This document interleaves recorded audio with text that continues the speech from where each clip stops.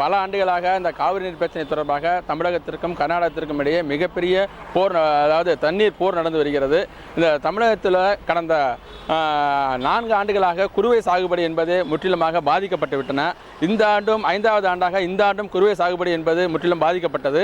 இதனால் சம்பா சாகுபடி, ஒருபோக சம்பா சாகுபடி நடைபெறுவதற்கு மேட்டூர் அணையில் கர்நாடகத்திலிருந்து தண்ணீர் திறந்துவிட வேண்டும் என வலியுறுத்தி தமிழக அரசு உச்சநீதிமன்றத்தில் ஒரு மனு தாக்கல் செய்தது. அதன்படி கடந்த 5ஆம் தேதி கர்நாடக அரசு தமிழகத்திற்கு வினாடிக்கு 15,000 கன அடி வீதம் 15 நாட்களுக்கு 10 நாட்களுக்கு தண்ணீர் திறந்துவிட வேண்டும் என உத்தரவிட்டது. அதாவது 15ஆம் தேதி வரை. இதனை அடுத்து கர்நாடக அரசு 6ஆம் தேதி தண்ணீர் திறந்துவிட்டது. இந்த தமிழகத்திற்கு தண்ணீர் திறந்துவிடப்பட்டதற்கு எதிர்ப்பு தெரிவித்து கர்நாடகாவில் மிகப்பெரிய ஒரு வன்முறை ஈடுபட்டனர். அதாவது தமிழர்கள் மீது தாக்குதல், தமிழருடைய கடைகள் அடித்து சூறையாடப்பட்டன, தமிழருடைய பேருந்துகள் தீயிட்டு எரிக்கப்பட்டன. இப்படி மிகப்பெரிய கலவர பூமியாகவே கர்நாடகாவில் மாறியது. தமிழர்களுக்கு எதிரான போராட்டங்கள் நீடித்தது. இந்த நிலையில் இந்த கர்நாடகாவில் தமிழர்கள் மீது தாக்கப்பட்ட சம்பவத்திற்கு கண்டனம் தெரிவித்தும் தங்குள்ள தமிழர்களுக்கு மிகப்பெரிய பாதுகாப்பு அளிக்க வேண்டும் என வலியுறுத்தியும் தமிழக விவசாயிகள் ஒரு போராட்டம் அறிவித்தனர். அதாவது தமிழக கூட்டு இயக்கம், விவசாயிகள் கூட்டு இயக்கம் சார்பாகவும் அனைத்து விவசாயிகள் ஒருங்கிணைப்பு போராட்ட குழு சார்பாகவும் ஒரு போராட்டம் அறிவிக்கப்பட்டது. இன்று தமிழகம் முழுவதும் முழு கடையடைப்பு போராட்டம் நடத்தப்படும் என அறிவித்தனர்.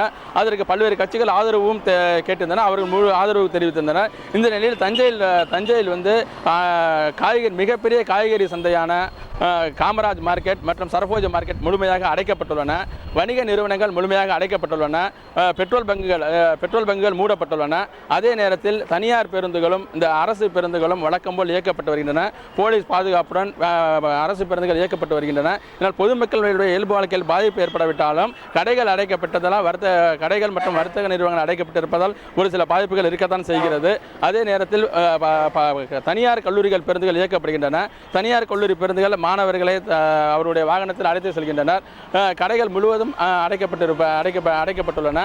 இந்த அரசு பேருந்து வந்து வழக்கம் போல் இயக்கப்படுவதால் மிகப்பெரிய பாதிப்பு ஏற்படவில்லை. பயணிகளுக்கு மிகப்பெரிய ஒரு வெளியூர் செல்பவர்களுக்கு எந்தவித அச்சுறுத்தல் இல்லாமல் பயணித்து வருகின்றனர்.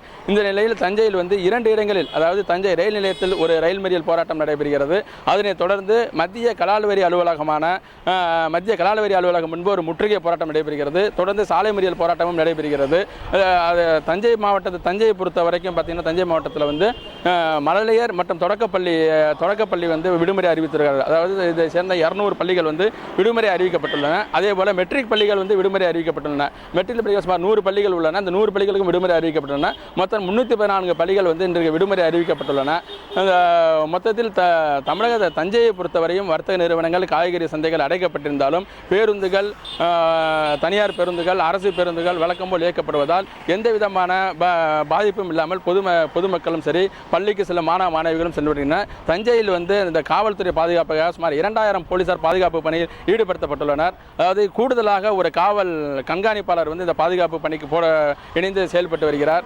ஒவ்வொரு பகுதியிலும் அதாவது மாவட்ட காவல் நகர காவல் கண்காணிப்பாளர் தலைமையிலும் ஒரு ஆய்வாளர்கள் எல்லாம் இணைந்து ஒரு குழுக்கள் அமைத்து போலீஸ் பாதுகாப்பு போடப்பட்டுள்ளது. எந்த விதமான அச்சுறுத்தலும் இல்லாமல் பயணிகள், பொதுமக்களுக்கு எந்த விதமான பாதிப்பும் இல்லாத வகையிலும் அவர்கள் சுதந்திரம் எந்த விதமான அச்சுறுத்தல் இல்லாமல் சென்று வருவதற்குமான அனைத்து ஏற்பாடுகளையும் காவல்துறையினர் செய்துள்ளனர். அதனால் இப்போ சாலைகள், அதாவது கடைகள் அடைக்கப்பட்டிருந்தாலும் சாலைகள் வாகன போக்குவரத்து இயல்பாகவே உள்ளது.